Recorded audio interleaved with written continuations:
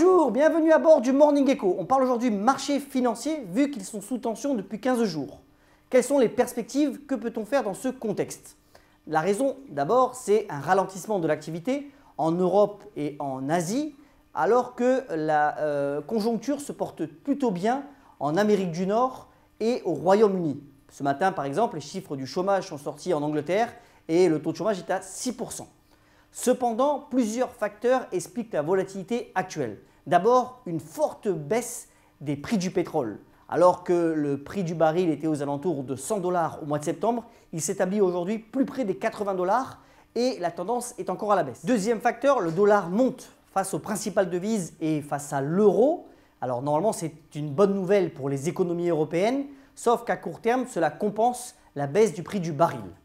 On voit donc sur ce graphique une forte hausse de l'aversion au risque montrée par l'indice de volatilité de l'indice SP500, le fameux VIX, qui est revenu sur des niveaux au-dessus de 20 points. Regardons aussi le critère taux d'intérêt à long terme. On voit que ces taux sont plutôt en baisse pour ce qui concerne à la fois la zone euro avec l'Allemagne et les États-Unis. Il y a donc des craintes par rapport à l'état de l'économie en 2015. Cet autre graphique est aussi significatif. C'est la tendance du S&P qui est pratiquement en ligne droite à la hausse depuis 2009, en contrepartie de matières premières qui baissent et qui sont à un niveau au plus bas de l'année. On peut souligner aussi que l'or et l'argent n'ont pas profité des tensions actuelles sur les marchés financiers. Ils restent plutôt sur des niveaux les plus bas de l'année et finalement les performances les plus intéressantes depuis début 2014 sont au crédit des marchés obligataires américains comme européens. Que faire alors dans ce contexte? Voici 5 conseils simples que l'on souhaite vous prodiguer aujourd'hui. D'abord, observez le marché. En effet, dans les prochaines semaines, il y a énormément d'événements. D'abord, la publication des résultats des sociétés pour le 3e trimestre, à la fois aux États-Unis et en Europe, avec les perspectives de ces entreprises. Ensuite, il faudra analyser le contexte géopolitique entre d'un côté le virus Ebola et l'armée islamique qui pour le moment n'est pas encore combattue efficacement. Ensuite, il va falloir compter avec les élections au Brésil et au Sénat américain, les élections du mi-terme. Ensuite, quelle va être l'attitude des banquiers centraux face au ralentissement économique et des gouvernements. Enfin, il y a aussi les stress tests pour la majorité des banques européennes. C'est aussi un facteur à compter. Donc, observons le marché.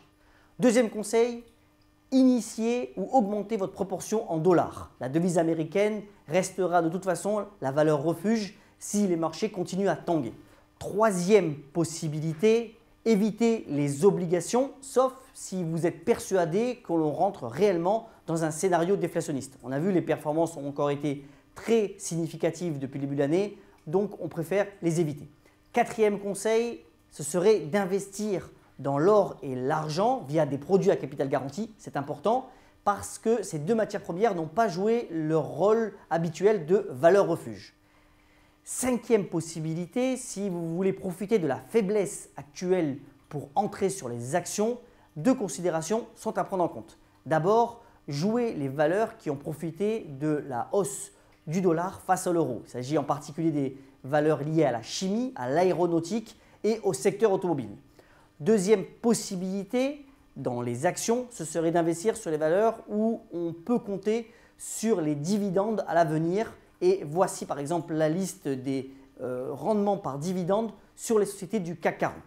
Je vous invite donc à suivre notre site caseco.com qui relaiera le maximum d'informations en temps réel. Et pour vous souhaiter une excellente journée, je voudrais reprendre ce propos de l'investisseur Warren Buffett qui dit « Dans le monde des affaires, le rétroviseur est toujours plus clair que le pare-brise ». À bientôt sur Morning Echo.